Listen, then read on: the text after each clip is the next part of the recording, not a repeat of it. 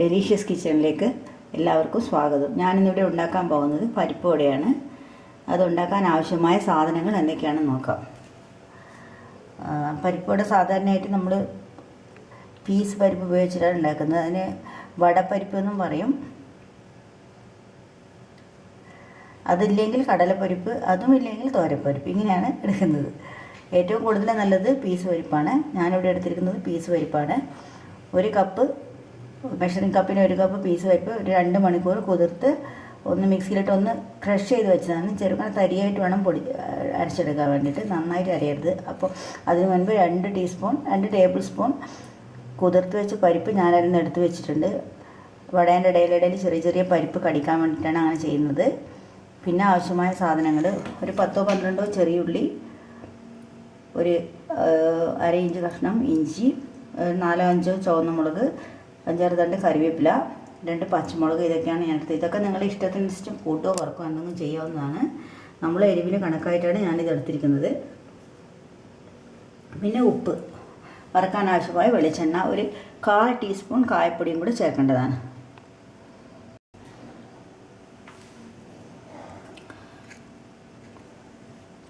ഈ സാധനങ്ങളൊക്കെ ചേർത്ത് ഞാൻ മിക്സിയിലൊന്ന് ചെറുതായിട്ടൊന്ന് ക്രഷ് ചെയ്തെടുത്താണിത്. ഇതൊക്കെ ചേർത്ത് നമുക്ക് കുഴച്ച് കൊടുക്കാം.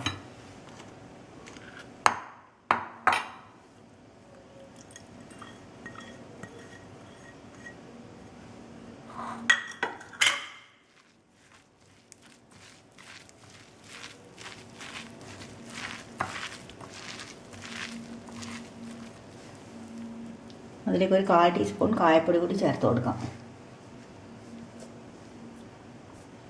അല്പം മതി, കൂടുതലായാലും അതിന് കായത്തിൻ്റെ ഒരു ടേസ്റ്റ് വരും.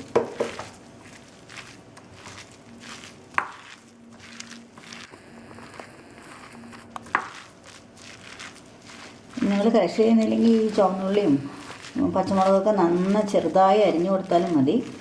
ഞാൻ ക്രഷ് ചെയ്തേ ഉള്ളൂ. അതുകൂടെ ഈ 2 ടേബിൾ സ്പൂൺ കടലപ്പരിപ്പ് ഞാൻ നേരത്തെ എടുത്ത് വെച്ചിട്ടുണ്ടായിരുന്നു, കുതിർത്ത് വെച്ച കടലപ്പരിപ്പ് എടുത്ത് വെച്ചിട്ടുണ്ടായിരുന്നു, അതും കൂടെ ചേർത്ത് കൊടുക്കാം.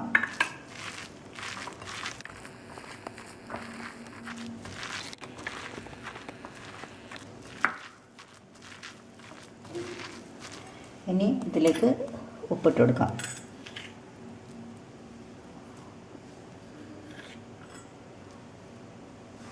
ഉപ്പൊക്കെ നിങ്ങളുടെ ഇഷ്ടത്തിനനുസരിച്ച് ഇട്ട് കൊടുത്താൽ മതി കേട്ടോ. ഒരാൾക്ക് ഓരോരോ ടേസ്റ്റ് ആയിരിക്കും.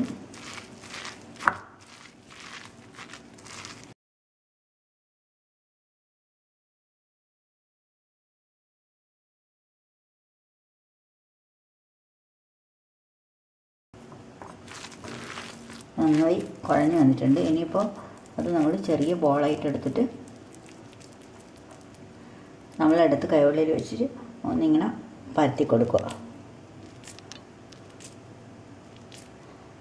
ഞാൻ വളരെ ചെറുതായിട്ടാണ് ആക്കുന്നത്, കൂടുതൽ വലുതായിട്ട് ആക്കുന്നില്ല. ഇങ്ങനെ പരത്തി ഇങ്ങനെ അരിക്കൊക്കെ ഒന്ന് റെഡിയാക്കി കൊടുക്കുക. ഇങ്ങനെയാണ് അത് ഉണ്ടാക്കിയെടുക്കുന്നത്. സ്റ്റീൽ നടുവിൽ കുറച്ച് വണ്ണം കൂടുതലുണ്ടാവും, സൈഡിൽ ഇങ്ങനെ കുറച്ച് പരന്നിട്ട് ഏകദേശം ഒരു ചെറിയ ഇഡ്ഡലിയുടെ ഷേപ്പിലായിരിക്കും ഉണ്ടാകുന്നത്. ഇങ്ങനെയാണ് ഉണ്ടാക്കിയെടുക്കുന്നത്. നമ്മൾ പരിപ്പ് അരച്ചെടുക്കുന്ന പാകം റെഡിയാണെങ്കിൽ ഇങ്ങനെ പൊട്ടാതെ നമുക്ക് കിട്ടും. എന്നിട്ട് അതിങ്ങനെ ഇങ്ങനെ എടുത്ത് കൊടുത്തിട്ട് ഇങ്ങനെ ഇട്ട് കൊടുത്താൽ മതി. ഇതാണ് അതിൻ്റെ പാകം. ഞാനിനി ഒരു പാൻ അടുപ്പത്ത് വെച്ച് ഞാൻ കാണിച്ചു തരാം. അത് ഞാനൊരു പാൻ അടുപ്പിൽ വെച്ച് എണ്ണ വെച്ച് ചൂടാകാൻ വെച്ചിട്ടുണ്ട്. പിന്നെ പ്രത്യേകം ശ്രദ്ധിക്കേണ്ട കാര്യം എന്താണെന്ന് വെച്ചാൽ, ഞാൻ ഈ പരിപ്പ് 2 മണിക്കൂർ കുതിർത്തതിന് ശേഷം നല്ലോണം ഡ്രെയിൻ ചെയ്ത് വെച്ചതാണ്. ഒട്ടും വെള്ളം കൂടാതെ വേണം അരച്ചെടുക്കാൻ വേണ്ടിയിട്ട്. അതുപോലെ തന്നെ ഉള്ളി പച്ചമുളകൊക്കെ ചേർത്ത് മിക്സ് ലാസ്റ്റിൽ മാത്രമേ ഇടാൻ പാടുള്ളൂ. എന്താ കാരണം എന്ന് വെച്ചാൽ അതിൽ നിന്ന് വെള്ളം ഇറങ്ങി വരും. ഉപ്പും ലാസ്റ്റിൽ മാത്രമേ ചേർക്കുന്നത്. അത് ചേർത്ത് കുഴച്ച് വെച്ചതിന് ശേഷം നമ്മൾ പെട്ടെന്ന് തന്നെ ഉണ്ടാക്കിയെടുക്കേണ്ടതാണ്. അല്ലെങ്കിൽ അതിൽ വെള്ളം കൂടിപ്പോൾ നമുക്ക് പെട്ടെന്ന് അത് പരത്തിയെടുക്കാൻ പ്രയാസമായിരിക്കും. ഇപ്പോൾ ഇതാ ഇങ്ങനെ ഓരോരോ ഉണ്ടാക്കിയെടുത്ത് ഒരു ചെറുനാരങ്ങ വലിപ്പത്തിൽ ഇങ്ങനെ എടുത്ത്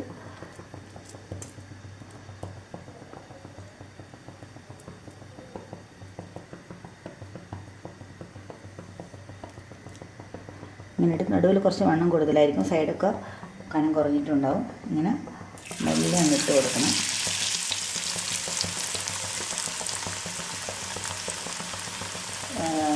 ഫ്ലെയിം കുറച്ച് കൊടുക്കണം. അധികം ചൂടായി കഴിഞ്ഞാൽ പെട്ടെന്ന് കരിഞ്ഞു. മീഡിയം ഫ്ലെയിമിലോ ഇട്ടിട്ട് വേണം അത് തിരിച്ച് മറിച്ച് ഇട്ടെടുക്കാൻ.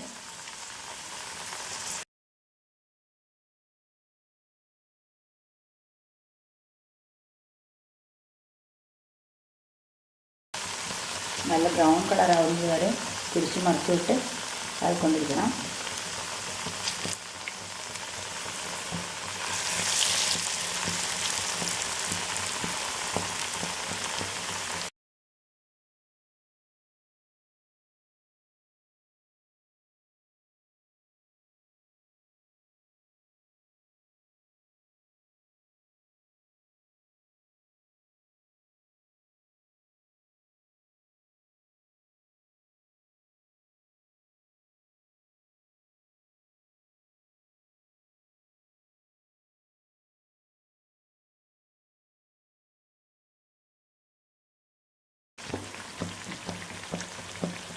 നല്ല ബ്രൗൺ കളറായിട്ടുണ്ട്.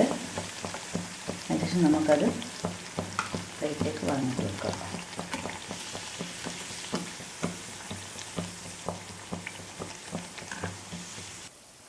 അങ്ങനെ നമ്മുടെ ടേസ്റ്റി ആൻഡ് ക്രിസ്പി പരിപ്പുവട തയ്യാറായിട്ടുണ്ട്.